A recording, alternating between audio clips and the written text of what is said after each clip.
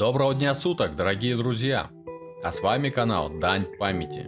Итак, мы приступаем. У нас на очереди очередное письмо, опубликованное в «Комсомольской правде» 27 мая 1944 года, которое называется «Письмо не смирившись». Вскоре после освобождения белорусского города Леонза в 1944 году при разборе кирпичной кладки, разрушенной печи в одном из домов, был найден маленький желтый конверт. В нем оказалось письмо белорусской девочки Кати Сусаниной, отданное в рабство гитлеровскому помещику.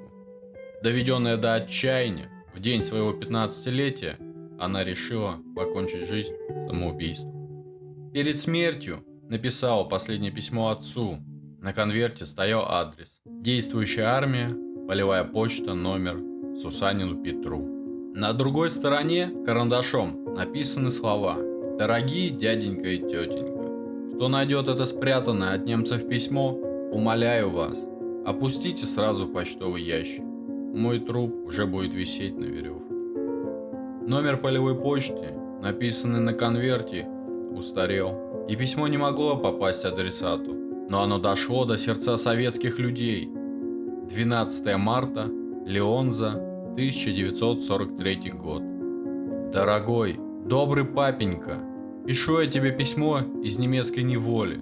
Когда ты, папенька, будешь читать это письмо, меня в живых не будет. И моя просьба к тебе, отец, покарай немецких кровопийц.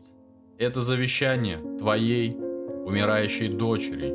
Несколько слов о матери. Когда вернешься, маму не ищи. Ее расстреляли немцы. Когда допытывались о тебе, офицер бил ее плеткой по лицу. Но мама не стерпела и гордо сказала: «Вы не запугаете меня битьем. Я уверена, что муж вернется назад и вышвырнет вас, подлых захватчиков, отсюда вон». И офицер выстрелил маме в рот.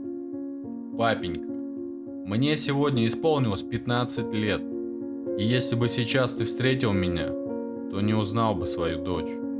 Я стала очень худенькая, мои глаза ввалились, косички мне остригли наголо. Руки высохли, похожие на грабли. Когда я кашляю, изо рта идет кровь. У меня отбили легкие. А помнишь, папа, 2 года тому назад, когда мне исполнилось 13 лет, какие хорошие были мои именины. Ты мне, папа, тогда сказал: «Расти, доченька, расти на радость большой». Играл патефон, подруги поздравляли меня с днем рождения, и мы пели нашу любимую пионерскую песню. А теперь, папа, как взгляну на себя в зеркало, платье рваное, в лоскутах, номер на шее, как у преступницы, сама худая, как скелет, и соленые слезы текут из глаз. Что толку, мне исполнилось 15 лет? Я никому не нужна. Здесь многие люди никому не нужны. Бродят голодные, затравленные овчарками. Каждый день их уводят и убивают.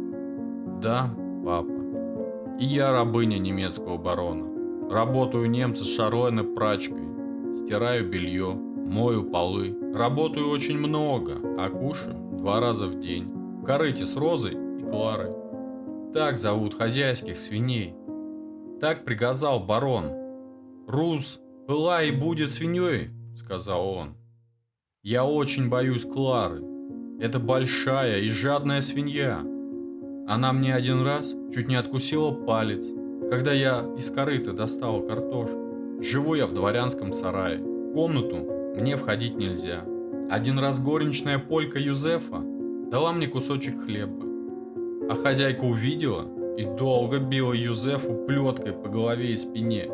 2 раза я убегал от хозяев, но меня находил ихний дворник.